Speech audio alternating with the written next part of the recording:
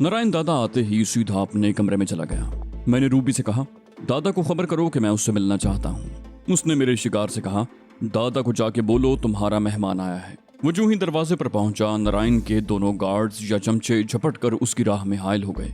फिर उनमें से एक बुलंद आवाज में बोला, मुंह उठाए किधर जा रहा है। उसके जुमले में एक नाकाबिले बयान गाली भी थी। फिर बोला, दादा अभी बिजी है। उसने बोला है कि कोई अंदर ना आए, चल दफा हो जाए यहाँ से। मेरी खोपड़ी एकदम घूम गई। मैं झटके से खड़ा हुआ तो स्टूल जोरदार आवाज के साथ पीछे की तरफ गिर गया। दोनों चमचों के साथ वहां बैठे हुए दूसरे लोग भी सर उठाकर काउंटर की तरफ देखने लगे। मैं नपे तुले कदम रखता हुआ गार्ड्स तक पहुंचा और नरम लहजे में बोला, दादा से इसे नहीं बल्कि मुझे काम है, ये तो उसे खबर करने जा रहा है।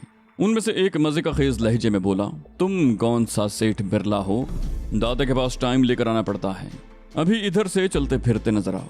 मैंने इस मर्तबा भी नरम लहजे में कहा, लगता है तुम लोग जीने से बेजार हो गए हो, बहुत इंपॉर्टेंट मैटर है। अगर मैं दादा से मिले बगैर चला गया तो वो तुम दोनों को जिंदा नहीं छोड़ेगा। मेरा लहजा इस मर्तबा सख्त था। वो बोला, ये भी दादा का ही ऑर्डर है कि इस वक्त अमेरिका के प्रेसिडेंट से भी नहीं मिलेगा। मैंने सख्त लहजे में कहा, मगर उसे मुझसे जरूर मिलना पड़ेगा, सामने से हटो। मैंने उसके सीने पर हाथ रखकर उसे पीछे धकेला।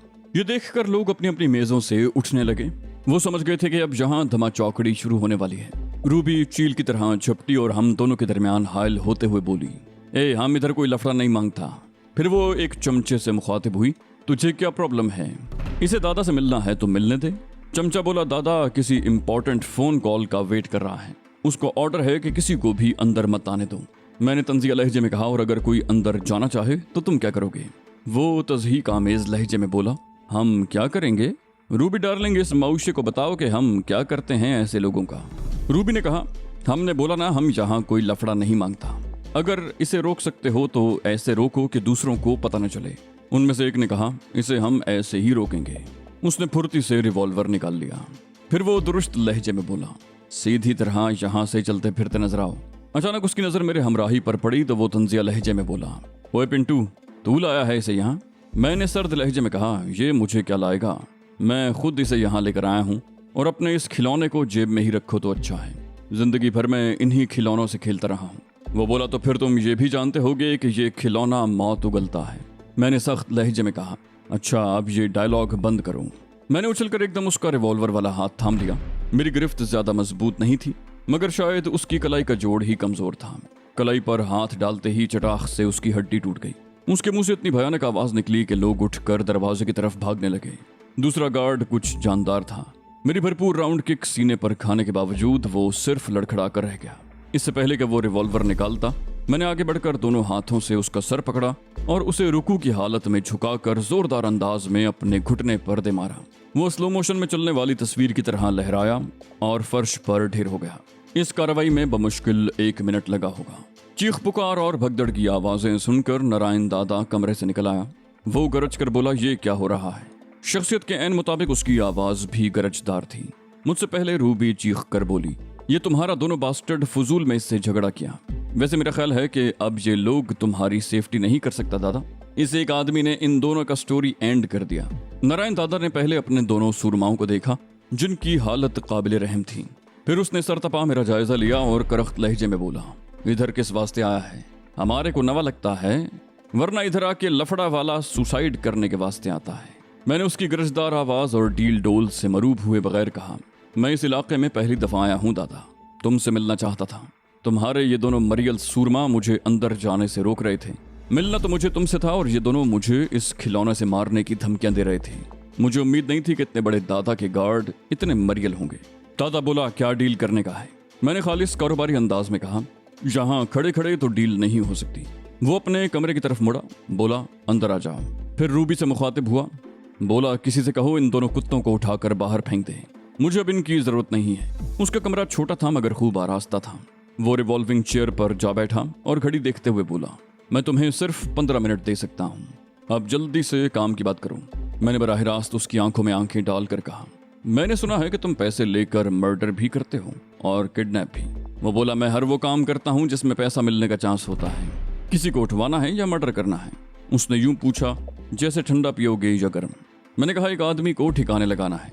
मैंने जेब से नोटों की गड्डी निकाल कर मेज पर डाल दी। कहा, यह सिर्फ एडवांस है, काम होने पर इससे 3 टाइम ज्यादा दूंगा। उसने नोटों की गड्डी को हाथ में उठाकर गोया तोला, फिर कहा नाम और पता बताओ, कोई तस्वीर है तो वो भी दे दो, 24 आवर में तुम्हारा काम हो जाएगा। मैंने कहा उस आदमी का नाम है। अचानक दरवाजा खुला और मेरा जुमला अधूरा रह गया। दरवाजे में नत्थू खड़ा था। दादा तिलमिलाकर खड़ा हो गया और चीख कर बोला, you bastard, you don't know I am busy. बाहर रेड लाइट ऑन नहीं है। वो जल्दी से बोला, सॉरी दादा, मगर मामला बहुत सीरियस है। दादा थाड़ा, shut up and get lost. Natthu बोला, ये वही आदमी है दादा जिसकी सुपारी ठाकुर हमें दे चुका है। कांता इसी के कब्जे में है। नारायण दादा ने बेतबारी से मुझे घूरा, बोला क्या बकवास कर रहा है, ये है वो आदमी और खुद चलकर मरने को यहाँ आया। नत्थू बोला, अभी थोड़ी देर पहले तक कांता इसके साथ थी, ये उसे कहीं भेजकर पिंटू के साथ यहाँ आया है। नारायण बोला, तुम जाओ, अब मैं इससे बात करूंगा। वो एक मर्तबा फिर बैठ गया और तौसीफी अंदाज में बोला, मुझे तुम्हारी बहादुरी पसंद आई।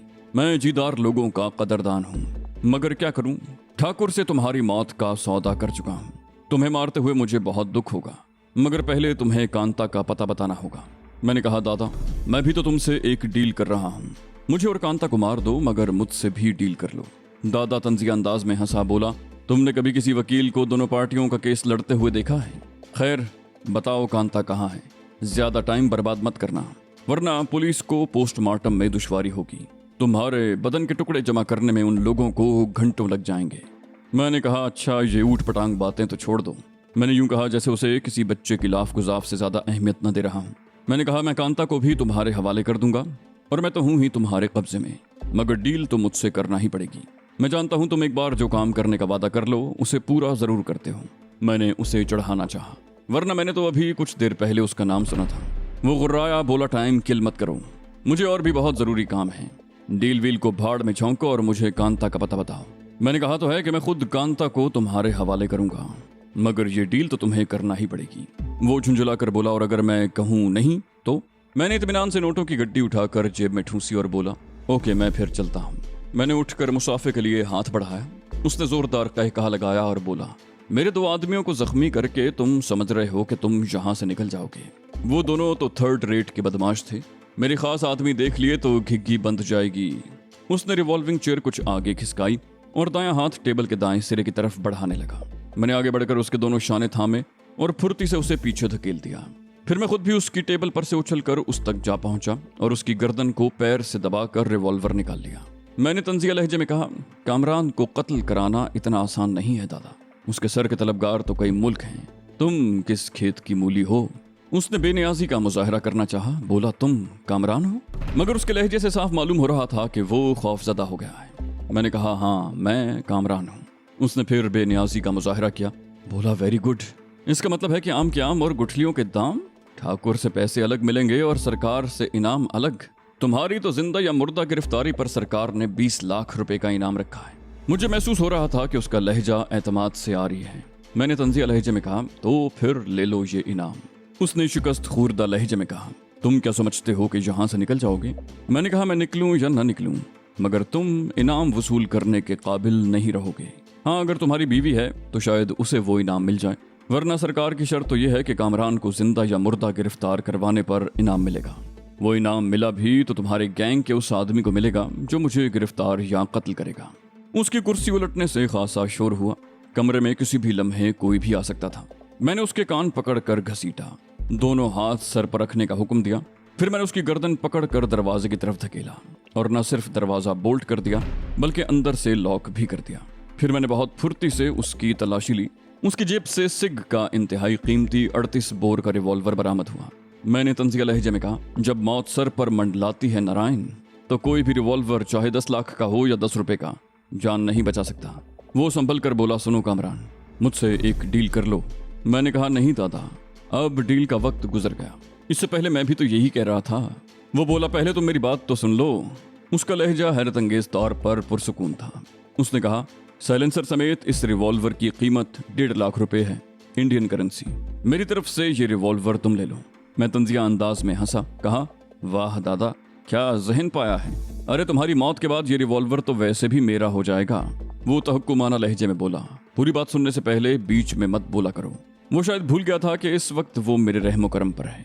उसने कहा, ये रिवॉल्वर तो मेरी तरफ से गिफ्ट है, इसके अलावा 2 करोड़ रुपया, पासपोर्ट और यहाँ से किसी भी मुल्क में भेजने की जिम्मेदारी मेरी। मैं चंद लम्हों के लिए सोच में पड़ गया। फिर बोला, इस बात की क्या जमानत है कि तुम जो कुछ कह रहे हो उस पर अमल भी करोगे? वो बोला, जब नारायण दादा किसी को जबान दे दे तो वो बात पत्थर पर लकीर होती है। मैंने तंजिया कहा, और तुम्हारी उस पान सुपारी का क्या बनेगा जो तुम ठाकुर से वसूल कर चुके हो?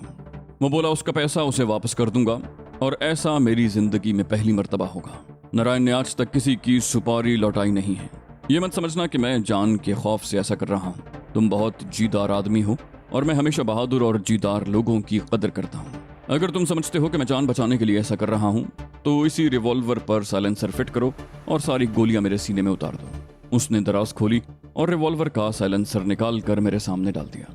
मैंने खदशा जाहिर करते हुए कहा, मगर मेरी समझ में नहीं आता कि तुम अचानक मुझ पर इतने मेहरबान क्यों हो गए हो। ये भी तो हो सकता है कि मैं बाहर निकलूं और तुम्हारे किसी आदमी की राइफल या रिवॉल्वर की गोली मेरी खोपड़ी में उतर जाए। उसने कहा, तुम बिल्कुल ठीक सोच रहे हो। तुम्हारी जगह मैं होता तो मैं भी किसी पर एतबार न करता। दुनिया भर की एजेंसियां तुम्हारे पीछे हैं। ऐसा आदमी तो अपने साय से भी भड़कता है। हैरत तो मुझे तुम्हारी हिम्मत पर है। तुम अकेले यहाँ चले आए, ये जानते बूझते कि यहाँ भी तुम्हारे खून के प्यासे मौजूद हैं, और तुम्हारी इसी बात ने मेरा दिल जीत लिया। मैं नहीं चाहता कि तुम्हारे हाथों मेरे बेहतरीन आदमी मारे जाएं या तुम्हें कोई नुकसान पहुंचे। नारायण दादा के लहजे में सच्चाई की झलक थी। मैंने कहा, इस इज्जत अफजाई का शुक्रिया, मगर तुम ठाकुर से क्या कहोगे? वो बोला, कह दूंगा कामरान और कांता भारत से चले गए हैं, इसलिए अपनी रकम वापस लो। जो उन्हें कत्ल करने का इतना शौक है तो ऐसे लोग पाकिस्तान में भी बहुत हैं। मैंने हंसकर कहा, तो फिर मैं तुम पर एतबार कर लूं? वो बोला, ना करो तो रिवॉल्वर तुम्हारे हाथ में है। सेफ्टी कैच हटाओ और ट्रिगर दबा दो। मैंने मेज पर पड़ा हुआ साइलेंसर रिवॉल्वर में फिट किया, उसे जैकेट की अंदरूनी जेब में रखते हुए कहा, ठीक है, मैं तुम पर एतबार कर लेता हूँ। साइलेंसर की वजह से रिवॉल्वर की लंबाई खासी ज्यादा हो गई थी। साफ महसूस हो रहा था कि जेब में कुछ रखा हुआ है। दादा ने कहा, मैं तुम्हें इसका खुसूसी होल्स्टर भी देता हूँ। उसने फिर दराज खोली और चमड़े का निहायत नफीस होल्स्टर निकाल लिया। उसे क्रॉस की शक्ल में पहना जा सकता था और रिवॉल्वर बमुश्किल कमर से ऊपर पहुंच रहा था। मैंने जैकेट उतार कर होल्स्टर की बेल्ट बांधी और दोबारा जैकेट पहन ली। मैंने कहा, हाँ दादा, वो जो तुमने रकम की बात की थी वो मैं नहीं लूंगा। तुम बस मुझे इस मुल्क से निकाल दो। वो बोला, कल तक तुम्हारा पासपोर्ट भी बन जाएगा और उस पर वीजा भी लग जाएगा। मैंने पूछा, तो फिर मैं जाऊं? वो दोबारा रिवॉल्विंग चेयर पर बैठते हुए बोला, 1 मिनट। उसने हाथ बढ़ाकर बेल का पुश बटन दबा दिया। दूसरे ही लम्हे लहीम शहीम और खूंखार किस्म का एक आदमी दरवाजा खोलकर अंदर दाखिल हुआ। दादा ने तहक्कुमाना लहजे में कहा, नत्थू को बुलाओ। हाँ, शायद उसके साथ कोई और भी था, उसे भी बुलाओ। वो आदमी उल्टे कदमों लौट गया। फिर उसकी वापसी में मुश्किल से 2 मिनट लगे। नत्थू और पिंटू शायद रूबी के बाहर काउंटर पर ही मौजूद थे। नत्थू ने कहा, जी दादा। नारायण ने पूछा, तुमने कांता को कहाँ देखा था? नत्थू ने कहा, स्टेशन पर देखा था दादा। नारायण ने पूछा, ठाकुर को खबर कर दी? वो बोला, ठाकुर साहब से बात नहीं हो सकी, उनका मैनेजर था। मैंने मैसेज छोड़ दिया था कि वो जैसे ही आए दादा के नंबर पर मुझसे बात कर लें। पिंटू कांता का ठिकाना तो देख ही आया है। नारायण दादा ने खूंखार आदमी को मुखातिब किया, टोनी। आंखों ही आंखों में उसे कोई अजीब सा इशारा किया। टोनी ने आगे बढ़कर अचानक पुश्त से नत्थू और पिंटू की गर्दनें दबोच ली। न सिर्फ उसके हाथों के पंजे गैर मामूली तौर पर बड़े थे, बल्कि वो बेपनाह कुव्वत का मालिक भी था। नत्थू और पिंटू बुरी तरह मचलने लगे, मगर टोनी ने उन्हें उस वक्त तक न छोड़ा जब तक वो बेजान होकर जमीन पर न गिर गए। फिर अचानक वो मेरी तरफ बढ़ा और दोनों हाथों से मेरी गर्दन दबोचने की कोशिश की। इससे पहले कि वो मेरी गर्दन पकड़ता, मैंने उसकी गर्दन पर भरपूर अंदाज में स्ट्रेट पंच मारा। उसके हलक से आह की आवाज निकली और वो फर्श पर गिर कर तड़पने लगा। नारायण दादा ने अफसोस से सर हिलाया, बोला, ये अहमक मेरा इशारा पूरी तरह नहीं समझ सका, वरना तुम पर कभी हमला न करता। वो शायद ये समझा कि कमरे में मौजूद हर आदमी को ठिकाने लगाना है। मेरा एक बहुत कीमती आदमी जाया हो गया। मैंने कहा, आई एम सॉरी। दादा ने कहा, कोई बात नहीं, गलती मेरी ही थी, देखता हूँ शायद ये बच जाए। मैंने पुरयकीन लहजे में कहा, ये अब नहीं बचेगा, इसकी गर्दन टूट गई है। अगर मुझे 1 मिनट की भी देर हो जाती तो यही सलूक ये मेरे साथ करता। इसने एक हाथ से उन दोनों की गर्दनें तोड़ दी। मेरी गर्दन तो वो एक झटके में तोड़ देता। नारायण बोला, ठीक कह रहे हो। मैं खुद भी परेशान हो गया था। ये टोनी का खुसूसी दाव था। खैर, जो हुआ सो हुआ। अब तुम यहाँ से निकल जाओ। मैं तुम्हारा पता नहीं पूछूंगा। मेरा कार्ड रख लो, कल शाम 5 बजे के बाद खुद ही कांटेक्ट कर लेना। Wish you good luck. मैंने उसका दिया हुआ कार्ड लेकर जेब में रखा। होल्स्टर में लगा हुआ रिवॉल्वर और साइलेंसर एक मर्तबा फिर चेक किया और इस अंदाज में दरवाजे की तरफ बढ़ा कि अगर नारायण दादा हमला करना चाहे तो मैं अपना बचाव कर सकूं। मैं अपने साय से भी भड़का हुआ था। मुझे अब तक नारायण दादा की नीयत का अंदाजा नहीं हुआ था। उसके 3 आदमी मारे गए थे, मगर उसने उन्हें इतनी भी अहमियत नहीं दी थी जितनी किसी पालतू कुत्ते को दी जाती है। मेरा अब तक का तजुर्बा तो यही था कि ऐसे लोग सिर्फ और सिर्फ गरज के बंदे होते हैं। दुनिया में इनके लिए अपनी ज़ात सबसे ज़्यादा अहम होती है। नारायण ने तौसीफी अंदाज में कहा, very good, you are a trained man. मैंने कहा, वक्त और हालात इंसान को सब कुछ सिखा देते हैं। फिर उसने अजीब से लहजे में कहा, सुनो। मैं दरवाज़ा खोलते हुए रुक गया। बोला, मेरे साथ काम करोगे? उसने कुछ तवक्कुफ किया, फिर बोला, मैं तुम्हें मुंह मांगी कीमत दूंगा। तुम्हारी हर शर्त मुझे मंजूर होगी। मेरा दिल चाहा कि कह दूं कि तुम्हारा काम क्या है, कत्ल, डकैतियां, अगवा, स्मगलिंग और हर किस्म का नाजायज काम। मगर मैं ये सोचकर खामोश रहा कि एक तो वो अभी मुझे बगैर किसी हीलो हुज्जत के जाने दे रहा है, फिर मुझे बाहिफाजत भारत से निकालने का वादा भी कर रहा है। गो मुझे इसके कौलो फेल पर एतबार नहीं, मगर ट्राई करने में क्या हर्ज था। तभी दादा की गरजदार आवाज ने मुझे चौंका दिया। किस सोच में डूब गए? मैंने कहा, सोच रहा हूं कि मुझे कुछ न कुछ तो करना ही पड़ेगा, मगर इस वक्त मेरा पाकिस्तान जाना बहुत जरूरी है। वहां से वापसी पर फैसला करूंगा कि मुझे क्या करना है। फिर मैं कुछ सोच कर बोला, मेरे पीछे किसी को भेजना मत, वरना वो बेचारा अपनी जान से जाएगा। Okay, good luck. ये कहकर मैं बाहर निकल आया और नपे तुले कदमों से बार के दाखिली दरवाजे की तरफ बढ़ गया। बाहर निकलते ही मुझे टैक्सी मिल गई। ये देखकर मुझे शदीद हैरत हुई कि वही टैक्सी अब तक वहीं मौजूद थी जिसमें हम लोग यहाँ आए थे। मैंने ड्राइवर को पहचान लिया। मैंने हैरत से कहा, तुम अब तक यहीं खड़े हो? तुम्हें कोई सवारी नहीं मिली? वो बोला, मैं आपका वेट कर रहा था तो सवारी क्यों उठाता? उसने मेरे लिए टैक्सी की पिछली सीट का दरवाजा खोलते हुए कहा। मैंने कहा, मगर मैंने वेट करने का तो नहीं कहा था। वो बोला, ये नारायण दादा का इलाका है जो आदमियों को मक्खियों की तरह मार देता है। बड़े बड़े वजीरों और सफीरों से उसके ताल्लुक हैं। इसके साथ ही बिल्कुल और इलाका है। मुझे टैक्सी में आपकी बातचीत से अंदाजा हो गया था कि आप मुसलमान हैं। मैं असल में अहमद यार का आदमी हूँ। मैंने वहाँ जाकर इत्तला दे दी थी कि नारायण दादा के अड्डे पर कोई गड़बड़ होने वाली है। मुमकिन है वहाँ किसी मुसलमान को नुकसान पहुँच जाए, और मुसलमान भी कोई आम आदमी नहीं, बल्कि यहाँ के तमाम मुसलमानों के दिल की धड़कन। मेरा अंदाजा गलत नहीं है तो आप कामरान हैं। उसकी बात सुनकर मुझे खुशगवार हैरत हुई। भारत के मुसलमान मुझ जैसे बदमाश, कातिल और बुरे आदमी को अपना हीरो समझ रहे थे।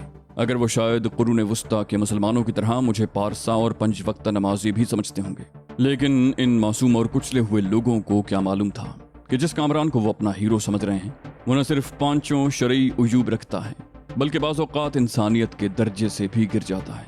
टैक्सी ड्राइवर ने मुझे चौंका दिया।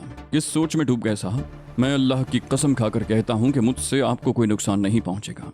बल्कि अहमद यार ने तो 2 गाड़ियों में आपकी हिफाजत के लिए अपने मुसल्ला आदमी भी भेज दिए हैं। वो सब 5 मिनट के अंदर अंदर बार में फैल गए थे। अगर जरा भी गड़बड़ होती तो वहाँ इस वक्त खून की नदियां बह जाती। वो लोग उसी वक्त चौकन्ने हो गए थे जब नारायण वास के दोनों गार्ड आपके हाथों जख्मी हुए। ये तो बहुत अच्छा हुआ कि आप खैरियत के साथ वहाँ से निकल आए, वरना मजीद 5 मिनट आप न निकलते तो हमारे आदमी नारायण वास के कमरे पर धावा बोल देते। मैंने कहा, मुझे बहुत खुशी हो रही है ये जानकर कि यहाँ के मुसलमान मुझे इतना अच्छा समझते हैं, वरना मैं तो बहुत ही बुरा आदमी हूँ। मैं सिर्फ नाम का मुसलमान हूँ। कभी बचपन में नमाज पढ़ता था, अब तो बरसों से न नमाज पढ़ी है न रोज़ा रखा है। वो बोला, कामरान साहब, यहाँ के मुसलमान मजबूर, बेकस और कुचले हुए हैं। असल में वो हर उस आदमी को अच्छा समझते हैं जो इन हिंदुओं को नुकसान पहुँचाए, और आपने तो इनकी हुकूमत को तिगनी का नाच नचा रखा है। मुझे ये जानकर हैरत हुई कि न सिर्फ इंडिया बल्कि अमेरिकन CIA, इसराइल की मोसाद और KGB के एजेंट भी आपके पीछे लगे हुए हैं। आपको बहुत ज़्यादा मोहतात रहने की ज़रूरत है। मैंने कहा, देखो भाई, मैं तो इस बात पर यकीन रखता हूँ कि जिस गोली पर मेरा नाम लिखा है वो मुझे कहीं भी और किसी के भी हाथों लग सकती है। वो चाहे मोसाद का कोई पेशावर और खौफनाक एजेंट मारे या भारत के किसी चंडू खाने का आदमी। मौत के वक्त को भला आज तक कोई टाल सका है? हाँ, ये है कि बंदा अपने तौर पर हर मुमकिन एहतियात करे। वो बोला, अगर आपको हमारी मदद की ज़रूरत हो तो हम हर तरह हाजिर हैं। हमारे पास लोग भी हैं और अहमद यार साहब का असर रसूख भी आला अफसरान तक है। मैंने कहा, मुझे कभी वक्त मिला तो अहमद यार साहब से ज़रूर मिलूंगा। अगर तुम्हारा कोई फ़ोन नंबर हो तो मुझे दे दो। मुझे तुम्हारे आदमियों की ज़रूरत पड़ी तो फ़ोन करके बुला लूंगा। उसने जेब से एक डायरी निकाली और पेन मुझे देकर बोला, आप खुद ही लिख कर वो सफ़ा इसमें से फाड़ लें। फिर उसने मुझे नंबर नोट करवाया, साथ में अहमद यार के अड्डे का पता और उसका डायरेक्ट नंबर भी लिख दिया। मैंने वो कागज़ एहतियात से जेब में रख लिया, किसी वक्त ज़रूरत पड़ भी सकती थी। इस दौरान में हम होटल पहुंच चुके थे।